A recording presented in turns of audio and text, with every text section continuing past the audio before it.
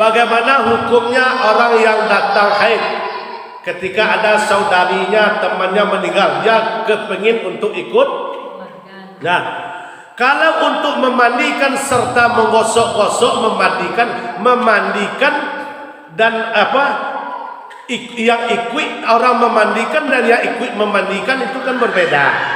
Kalau yang memandikan itu dia yang tukang mandikannya, nanti yang akan mengambil udukannya, yang akan mensucikannya, kan itu orangnya. Kalau orang yang itu datang haid, nggak boleh. Kenapa? Orang yang memandikan itu harus dalam keadaan suci. Tapi kalau cuma kita numpang menggosok-gosok aja, itu boleh. Boleh. Karena nggak boleh. Cuma ngangkat aja. Itu boleh. Itu boleh dengan niat kita sebelum kita menggosok dia kita baca sholat. Sebab membaca sholawat itu dalam keadaan haid tidak masalah. Asal jangan kita mulai dengan bismillah, itu nggak boleh. Nggak boleh. Mulai dengan sholawat. Mulai kita akan membantu dia menggosok, baca sholawat dulu baru digosok. Kalau cuma menggosok boleh. Kalau orang yang memandikan yang khusus, dia dari awal membacakan doanya. Setelah itu nanti buang jaburnya. Setelah itu nanti memandikan, ngambil uduknya, memandikan mandi 9-nya atau mandi 12-nya. Itu memang nggak boleh. Kalau datang haid, nggak boleh. Maka kebanyakan orang yang tukang mandikan itu adalah orang yang sudah tua, yang semacam mak-mak itu kan nggak ada lagi itu, sudah nggak ada lagi haidnya kan. Kalau yang masih muda kan nih ada masih. Contohnya sebatas umur 45 atau 50 ke bawah, itu kan masih ada datang bulan. Nah, makanya orang yang suka yang memandikan jenazah itu yang tua-tua juga sukanya. Kalau muda-muda mana mau dia kan, jijik katanya. Sedangkan orang tuanya saja mati, sungkan dia kan untuk memandikannya. Takut ya? Sebenarnya apa yang ditakut kalau udah mati kok? Udah mati. Takut ya? Sebenarnya enggak boleh takut. Jangan ditanam pikiran takut. Kenapa? Itu cuma jenazah kok, batang pisang kok yang cuma hayalan kan. Maka kita kalau kepingin mau memandikan, setidak-tidak kita membaca sholawat dulu supaya hilang rasa takut kita. Padahal kan dia tidak apa-apa. Tetapi kalau sudah ada kejadian sedang memandikan, dia pegang tangannya, itu ya takut kita itu kan. Nah, ini belum ada terjadi, belum ada. Di Stapus itu sampai hari ini belum ada. Pas memandikan dia, kita gosok giginya, dipegang tangan kita, nggak ada. Atau pas kita mandikan dia, oh jangan mandikan saya, nggak ada juga. Ya, kenapa kita takut? Karena dia itu baru meninggal. Sebenarnya nggak boleh kita takut. Sebab kenapa? Orang yang sudah mati tidak bisa berbuat apa? Nggak bisa lagi, nggak bisa. Nah ini boleh. Kalau cuma ikut memandikannya saja. Ya kalau membuka mayat, kalau kita baca, kita kan nengok apa jenazah. Nah kita buka ini sebenarnya doanya apa? Doanya? Ya doanya itu awalnya kita baca innalillahi wa inna ilaihi raji'un. Kita mengembalikan bahwa semuanya adalah hak Allah, kembali kepada Allah. Setelah itu apa yang kita dapat? Kalau kita bisa baca sholawat, kita baca saja sholawat. Kita taruh tangan ataupun tidak kita taruh tangan boleh. Allahumma shalli ala sayyidina Muhammad wa ala ali sayyidina. Atau kita bacakan suratul Fatihah boleh. Atau kita bacakan suratul Ikhlas boleh. Khusus enggak. Jadi apa yang kita bisa, sebab enggak boleh dipersulit. Tujuan kita takziah kan mendoakan. Tujuan kita takziah mendoakan. Kalau dia perempuan, Allahumma fillaha warhamha, itu khusus namanya, itu boleh. Itu khusus namanya Allahumma fillahu warhamhu, itu khusus. Tapi yang lain-lain terserah. Baca salawat boleh, baca ayat Fatihah boleh, Al-Ikhlas boleh. Ya, jadi itu kalau dia khusus untuk memandikan, untuk mengambilkan wudhunya nanti untuk jaburnya, memang nggak boleh orang yang sedang datang bulan. Sebab dia dalam keadaan kotor. Orang yang memandikan, kalau menurut ajaran agama, orang perempuan, kalau kita perempuan ini memandikan jenazahnya, itu harus pakai mukena, nggak boleh terlihat aurat itu sebenarnya, pakai mukena. Nah itu sebenarnya Nggak boleh pakai silanya ibu itu memandikan jenazah itu nampak auratnya, terbuka auratnya, sebenarnya nggak boleh. Begitu pentingnya. Ini kan ada sebagian memandikan jenazah, dia tukang mandikan tetapi pakaiannya masya Allah. Nah ini nggak boleh. Ya. Jadi nggak boleh kelihatan aurat seorang wanita ketika memandikan jenazahnya. Apalagi wanita memandikan laki-laki nggak boleh. Ada yang lain? Boleh? Belum masuk waktu asar kita masih lama. Ya.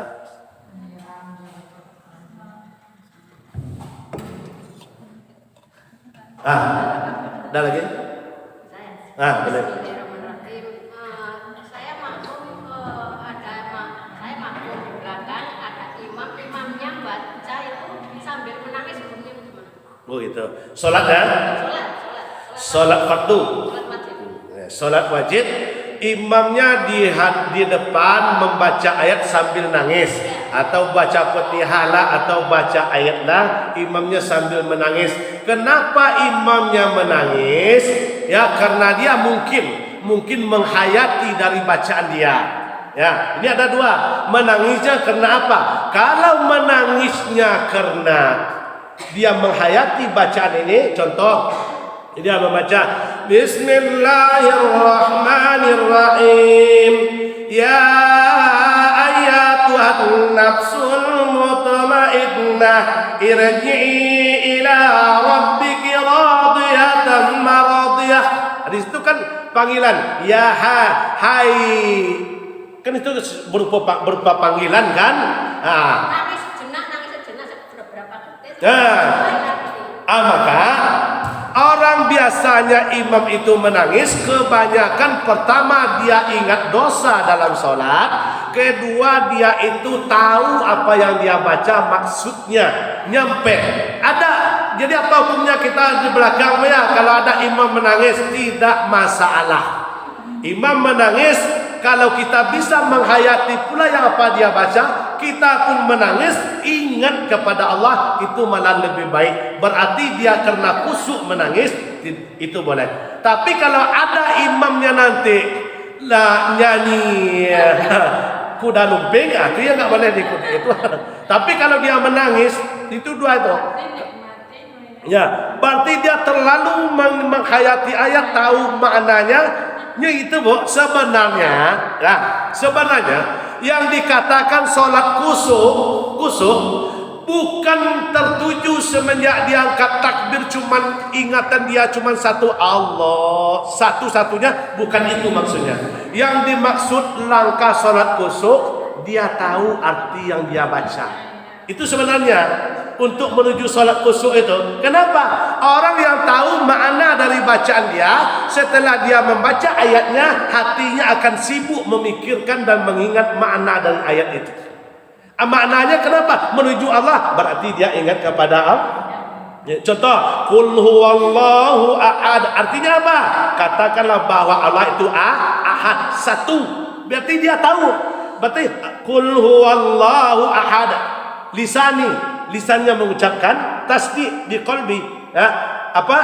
Iqra bil lisan, tasdik di qalbi. Mulutnya mengucapkan Qul huwallahu ahad. Mulutnya, tapi hatinya menyambung di dalam, katakanlah Allah itu satu. Sebenarnya untuk menuju sholat khusyuk itu memang itu kuncinya. Si makmum dengerin jadinya bingung, si makmum ini bingung nggak ngerti. Berarti si makmumnya belum ada ilmunya. Kalau yang si makmumnya sudah ada ilmunya, imam saya ini menangis karena ingat dosa, berarti dia pun berusaha ingat kepada Allah. Itu sebenarnya tidak ada yang salah. Kalau imam cuma menangis, tapi kalau dia nyanyi, itu ya salah. Tapi kalau nangis enggak salah. Yang lebih baik si makmum mengikuti dan menghayati di belakang. Kenapa imam saya ini nangis? Berarti dia terlalu khusyuk. Berarti khusyuk kepada Allah, ingat kepada dosanya, kan itu? Sebab apa yang kita baca nyambung kepada Allah. Alhamdulillahi rabbil alamin. Segala puji bagi Allah. Kan itu? Harus setidak-tidak Bu, kalau kita sholat usahakanlah tahu arti dari suratul Fatihah. Usahakan tahu yang 6 ayat itu, tahu hendaknya kita artinya. Di saat kita membaca alhamdulillahirabbil alamin, Allah menjawab. Allah menjawab. Makanya sahnya salat gara-gara suratul Fatihah. Kalau salah suratul Fatihah, salat tidak. Kalau baca ayatnya kita belum tahu makna, enggak apa-apa. Tapi kalau bisa mungkin suratul Fatihah tahu kita maknanya. Alhamdulillahirabbil alamin. Segala puji bagi Allah Tuhan semesta, Ar-Rahmanir Rahim, pengasih penyayang, Maliki Yaumiddin, yang menguasai. Tahu kita. Jadi mulut kita membaca Fatihah, hati kita mengingat kepada Allah. Makanya dalam suratul Fatihah kan dibagi dua, Bu. Dibagi dua. Yang satu bagi untuk Allah, yang satu bagi untuk kita. Makanya nggak boleh sembarangan. Jadi kalau ada imam kita yang menangis ketika sholat, berarti dua tadi. Pertama dia ingat kepada dosa, yang kedua dia khusyuk kepada Allah, tahu yang dia baca itu menyambung ayatnya kepada Allah. Dia nggak masalah, nggak ada salahnya. Imam nggak salah, kita nggak salah. Tapi kalau nyanyi kayak racun ya itu ya salah juga. Kalau kita gitu. Ada yang lain? Masih ada waktu, Pak? Ada. Sholat asar kita sekarang 4 kurang seperempat. Ada di dalam rumah ada orang 3 orang, umpama 3 orang, laki-laki 1, tapi laki-lakinya belum sempat sholat. Terus ini perempuannya sholat berjamaah, itu apa berdosa? Laki-laki ada. Ada tapi melayani tamu kayak apa lah, pokoknya satu rumah itu ada orang laki-laki. Terus ini perempuan ini makmum berdua orang. Berdua orang, enggak asah, batal sholatnya. Sebut laki-lakinya ada, batal sholatnya.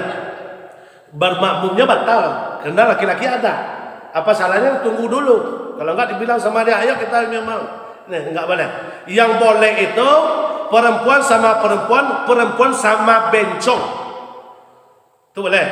Tapi kalau perempuan ada laki-laki di situ, contoh sedangkan di sini, Bu, aturannya ini kan rumah kita ada. Contoh kita sholat ibu-ibu di sini. Nah, enggak ada laki-laki satu pun. Kita mau sholat berjamaah. Sebelum ibu melakukan, ibu panggil dulu melalui ini. Oh, bapak-bapak yang ada di sekitar masjid, tolong imami kami. Panggil dulu sampai 3 kali. Nah, itu hukumnya. Enggak jelondong aja, panggil dulu. Kalau memang dia tidak datang, berarti tanggung jawab kita sudah habis, sudah lepas, sudah kita panggil, sudah kita tunggu, enggak datang, dia yang kena. Kita lanjut sholat berjamaah. Ini laki-laki nongkrong di rumah kita. Dia nggak boleh. Itu kalau nggak tahu macam mana? Nah, kalau nggak tahu itu dimaafkan, nggak masalah. Kan belum tahu kan? Nggak masalah. Dia ke depannya nggak boleh. Makanya itulah, Bu, dituntut seorang suami itu sholatnya di itu tuh sebenarnya. Walaupun sholat di rumah nggak sempat sekali-sekali ke masjid, usahakanlah seorang suami itu menjadi imam. Itu sebenarnya yang disebut dengan imam dalam rumah tangga itu. Ini istrilah sholat, kita nongkrong juga, kan salah sebenarnya itu.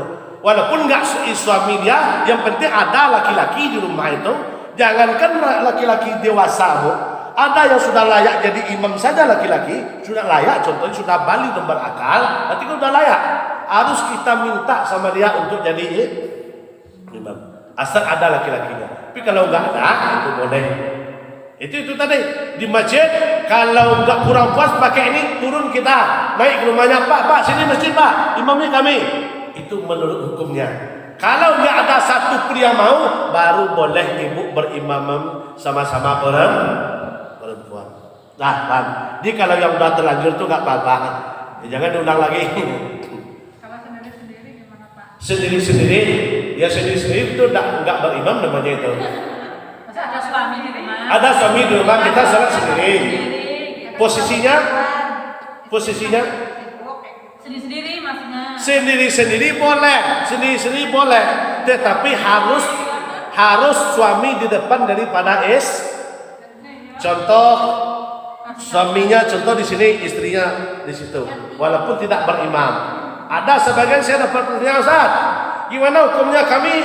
Kadang-kadang saya suami, Ustaz, tapi kadang-kala saya nggak sempat ke masjid di rumah, saya sholat kadang-kala sempat berimaman, kadang nggak.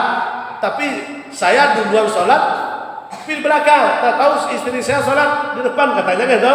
Apakah itu boleh? Enggak boleh. Ya, kan mungkin, tapi kan sebenarnya suami di sini, dia kan udah duluan, kita sholat di sebelahnya kan nggak apa-apa. Gitu. Di belakang. Nggak di sebelahnya. Ah.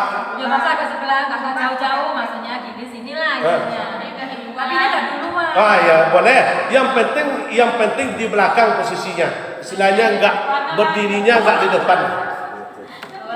Ya kan ada sebagainya kayak itu. Kalau banyak terjadi sholat satu rumah itu antara laki-laki dan perempuan itu kadang-kala saya sering juga nengok itu. Ya sering nengok. Kadang-kala ada di rumah-rumah pribadi itu. Tahu-tahu sholat ada bulan Ramadan itu agak sering terjadi itu pergi berbuka ke rumah. Contohnya nggak ke masjid maghrib itu kan. Itu sering terjadi karena nggak ada